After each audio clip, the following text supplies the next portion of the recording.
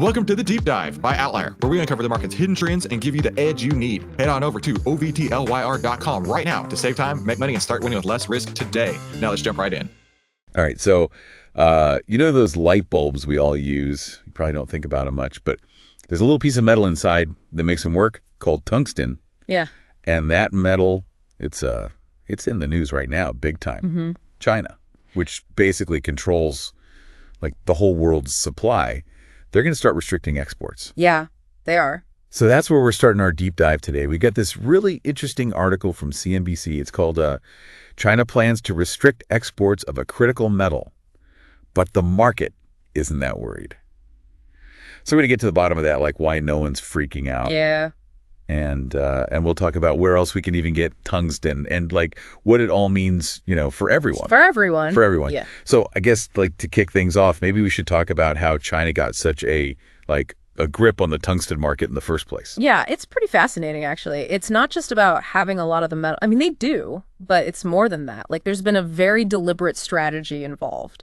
Okay. Yeah. The article mentions that they control like 80% of the global supply chain. Yeah. How did that happen? Well, they have a lot of natural reserves, yeah. But they've also been really strategic about it. Like, the government has been subsidizing their tungsten industry so they can produce and export tungsten at prices that, like, nobody else can compete with. Oh, so they were like undercutting everyone. In some cases, they were even selling below cost. So it basically squeezed out all the competitors in other countries. Oh, wow. Yeah. So other countries had to like scale back their production or even shut down mines completely. And then China just like steps right in and takes over it. They control the mining, the processing, the manufacturing. Yeah. It's really interesting how they basically took control of a whole industry, Yeah. So now they're like tightening their grip even more with these new export restrictions. They start on December 1st. And the article says it's part of like this new set of rules on what they're calling dual use goods. Yeah, dual use. So stuff that can be used for like civilian and military applications. What are some examples of like what you would use tungsten for both of those things? Well, on the military side, you've got, armor piercing rounds, components for missiles. Yeah. But then you've also got incredibly important civilian uses too. Tungsten's like essential for semiconductors. So those are like the brains of everything, right? Smartphones, computers, right. All that stuff. Do you think it's even possible to like meet that demand and still make sure that it's mined in a way that's, responsible and doesn't wreck the environment?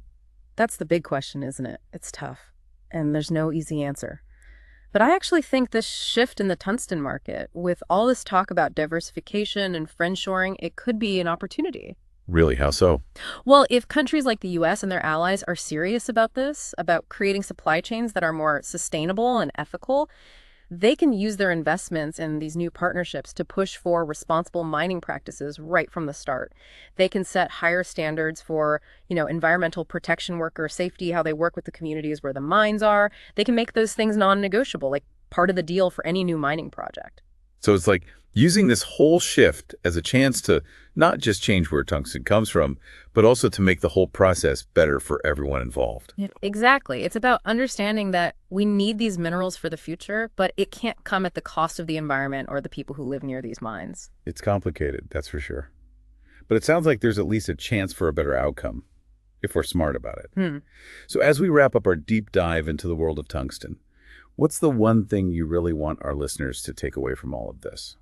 I think the main thing is this. We need to start thinking about these critical minerals like tungsten, not just as things to buy and sell, but as like the building blocks of a sustainable future. And that means understanding where they come from, how they're mined, what impact that has on the environment and on people. It's realizing that the choices we make every day, as consumers, as investors, as citizens, they all have a bigger impact than we might think. Exactly. And the tungsten story is a perfect example of that, right? It's got geopolitics, economics, environmental concerns. It's all connected. Absolutely. Well, this has been a fascinating look into the world of tungsten. I have a feeling that the next time I turn on a light bulb, I'm going to be thinking about a lot more than just, the light it gives off. I bet you will. And hopefully you'll be thinking about it with a new appreciation for just how complex and interconnected our world really is. Well said. Thanks for joining us on this deep dive.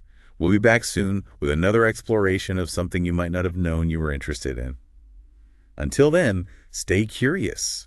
Hey, thanks so much for deep diving with us today. Head on over to outlier.com. That's OVTLYR.com to save time, make money, and start winning with less risk today. And we'll see you next time.